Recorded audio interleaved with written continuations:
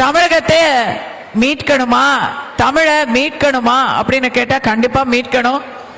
இதை நான் பெருமையாவோ இல்ல ஒரு அரசியல் கருத்தாவோ சொல்லலைங்க. அவசர தேவையா முன்வைக்கிற என் வீட்டிலேயே தமிழை மீட்க வேண்டிய அவசியம் இருக்கு. அடுத்த தலைமுறையில தமிழ்னு சொன்னா அது வெறும் மொழின்னு நினைக்கிறாங்க. தமிழ்ங்கிறது ஒரு அடையாளம். தமிழ்ங்கிறது நம்முடைய ஒவ்வொருத்தரின் வரலாறு.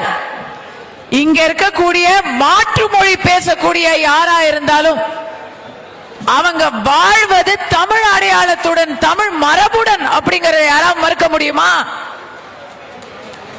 அந்த தமிழுக்கு சென்ற இடமெல்லாம் சிறப்பு தேடித்தர வேண்டும் அப்படிங்கிறது போய் இன்னைக்கு தமிழ்நாடா, யூ ஆர் தமிழ் அப்படின்னு கேக்குறாங்க.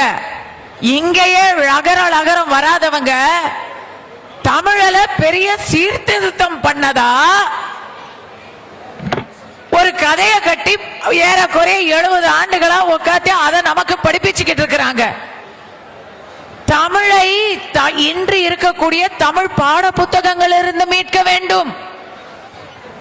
உண்மையான தமிழ் வரலாறையும் தமிழ் கலாச்சாரத்தையும் தமிழ் மரபையும் தமிழரின் விருந்தோம்பலையும் தமிழரின் மத நல்லிணக்கத்தையும் தமிழ் சமூகத்தின் சமத்துவத்தையும் நீதியையும் நம் அடுத்த தலைமுறைக்கு நாம் மீட்டெடுத்து சொல்ல வேண்டும். ஏனென்றால் இதை எல்லாவற்றையும் எடுத்து இதை எல்லாத்தையும் ஹைஜாக் பண்ணி இதையெல்லாம் கடத்தி தமிழே அல்லாதவர்கள், தமிழ் மரபை வெறுப்பவர்கள், தமிழ் குடிக்கு துரோகம் செய்பவர்கள் இன்று தங்களை தமிழர்கள் என்ற போர்வையில் இங்கு வந்து நமக்கு நம்முடைய வரலாறை திரித்து கற்றுக் கொண்டிருக்கிறார்கள். தமிழரை மீட்க வேண்டும்.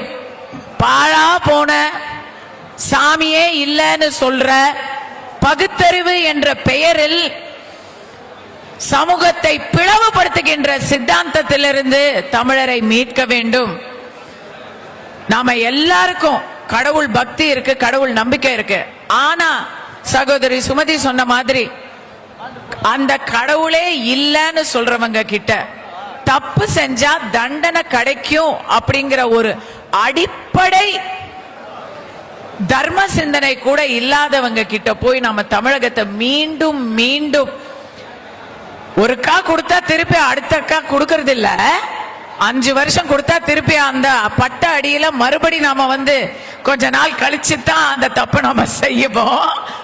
ஆனா இந்த வாட்டி 5 வருஷம் இருந்துட்டாங்கன்னு 5000 கொடுத்து அந்த லஞ்சத்தை கொடுத்து தமிழரை ஏமாத்தலாம்னு நினைச்சிருக்கிறாங்களே, அவங்க கிட்ட இருந்து தமிழகத்தை மீட்டு ஒருபோதும் இனி தமிழகத்தை அவர் கையில் சேர்க்க மாட்டோம் என்று ஒவ்வொருத்தரும் இங்கு நாம் உறுதி பூண வேண்டும்.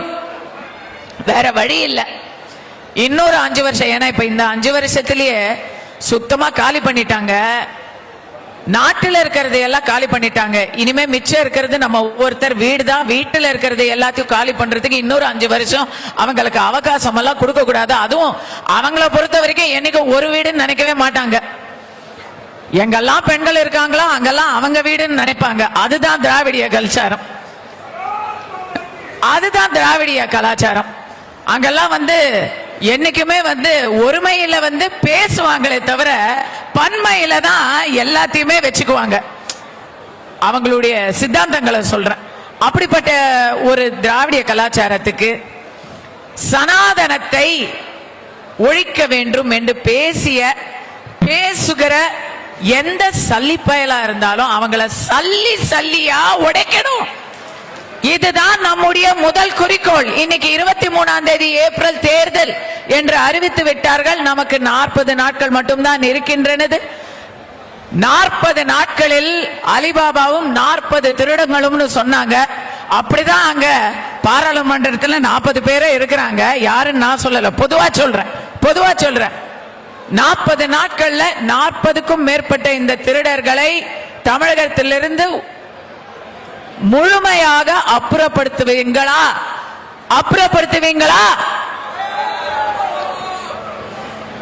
தமிழகத்தை மீட்டெடுப்பீர்களா?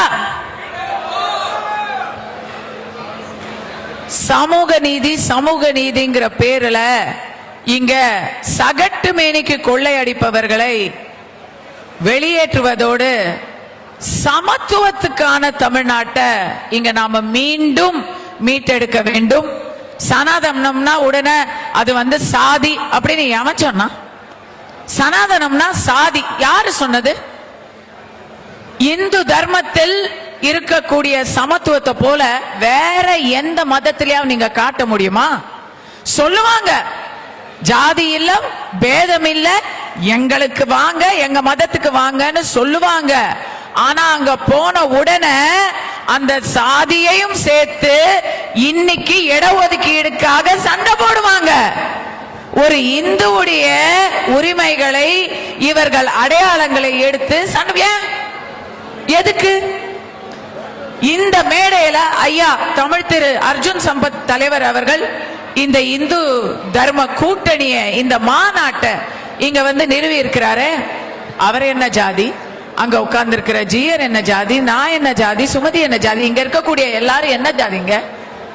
ஜாதிகள் இருப்பதுல தப்பு இல்லை, ஜாதி வேறுபாடுகள் இருப்பதுல, குலப்பெருமை இருக்கிறதுல அதெல்லாம் பிரச்சனை இல்லை.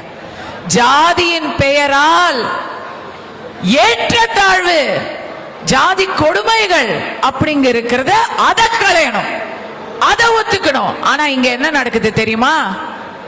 ஜாதியின் பெயரால் அரசியல் நடக்கிறது. ஜாதியின் பெயரால் பூச்சாண்டி காட்டுறாங்க.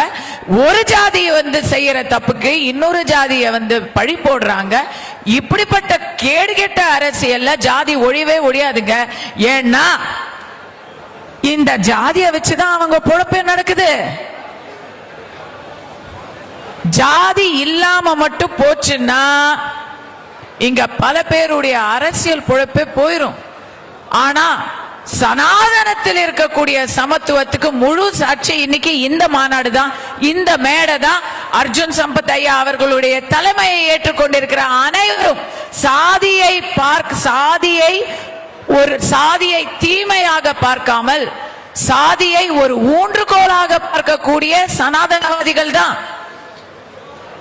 இத சரியா புரிஞ்சுக்காம அதற்கான தவறான பிரச்சாரம் பண்ற தீய சக்திகளை ஒழிக்க வேண்டும், தமிழகத்தை மீட்டெடுக்க வேண்டும் என்று நான் மனப்பூர்வமாக அந்த திருப்பரங்குன்றம் முருகன் மேல ஆணையாக வேண்டிக் கொள்கிறேன்.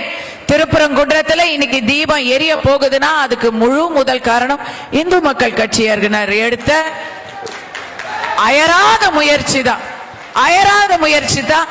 நான் அங்க போனப்போவும், நான் மலை கீழே இருந்த போதும் சரி, மலை மேல என்ன கொண்டு போனது எல்லாருமே என்னுடைய இந்து மக்கள் கட்சி சகோதரர்கள் தான். ஒரு நாள் 2 நாள் இல்ல, பல ஆண்டு காலமாக போராடி பெற்ற நீதி அது. அந்த நீதி நிலைநாட்ட வேண்டும், திருப்பரங்குன்றம் முருகனுக்கு புகழ் சேர்க்க வேண்டும் என்றால் மீண்டும் மீண்டும் அந்த இடத்துல நமக்கு தடங்கல் விதித்த, ஏன்னா அங்க இருக்கக்கூடிய இஸ்லாமிய சமூகங்களோ நம்முடைய முஸ்லிம் சகோதரர்களோ நம்மள வேணான்னு சொல்லல. அந்த விளக்குக்கும் அவங்களுக்கும் எந்த விதமான வேறுபாடுமே இல்லை, அவங்க அதெல்லாம் எதுவுமே சொல்லல. ஆனா அவங்க மனம் புண்படும் அப்படின்னு அவங்களுக்கே சொல்லி கொடுத்து அதெல்லாம் கிடையாது அப்படின்னு அவங்க மேலேயும் பழி போட்டது இந்த திமுக அரசு தான். எல்லார் மேலேயும் பழி போட்டு இவங்களுக்கு தேவையான ஒரு அஜெண்டாவை, அந்த நரேட்டிவை செட் பண்ற இந்த அரசை நாம இன்னும் ஒரு 5 வருஷம் தாங்கவே முடியாது. அதனால ஏப்ரல் 23ஆம் தேதி வரை அனைவரும், நீங்க மட்டும் இல்லாம பக்கத்தில் இருக்கக்கூடிய உங்க தெருவில் இருக்கக்கூடிய அனைவருக்கும் விழிப்புணர்வுடன் கண்டிப்பாக தங்கள் வாக்கை அளிக்க வேண்டும் என்று இன்னிலிருந்து ஒவ்வொருத்தரும் 10 பேரை கூட்டிட்டு வாங்க. இங்க இருக்கக்கூடியவங்க ஒவ்வொருத்தரும் 10 பேர் கூட்டிட்டு வந்தாங்கன்னா அதுவே 10,000 பேர் ஆகுது. அப்படி ஒவ்வொரு இடத்திலும் புரட்சி என்பது சின்ன ஒரு பொறியாகத்தான் அது புறப்படும், அது புயலாக வீசும். கண்டிப்பாக அந்த நம்பிக்கையோடு உங்கள் அனைவருக்கும் என் வாழ்த்துக்களை முன்னதாகவே நான் என் வாழ்த்துக்களை தெரிவித்துக் கொள்கிறேன். ஐயா வணக்கம். என் சகோதரர், என் கடைக்குட்டி சிங்கம் செந்தில் அவர்களுக்கும் என்னுடைய வாழ்த்துக்கள். பிரணவ மந்திரத்தையே பேராக வைத்துக் கொண்டிருக்கிற நம்முடைய தலைவரின் தலைமகன் குட்டி சிங்கம் ஓம்கார் அவர்களுக்கும் என்னுடைய வாழ்த்துக்கள். உங்க டீம் அனைவருக்கும் ஒருத்தர பேர் சொன்னா ஒருத்தரை விட்டேன்னா இங்க பிரச்சனை ஆகும். ஆனா அனைவருக்கும் என்னுடைய உங்க எல்லாரையும் இன்னைக்கு ரொம்ப மறுபடி பார்த்ததே எனக்கு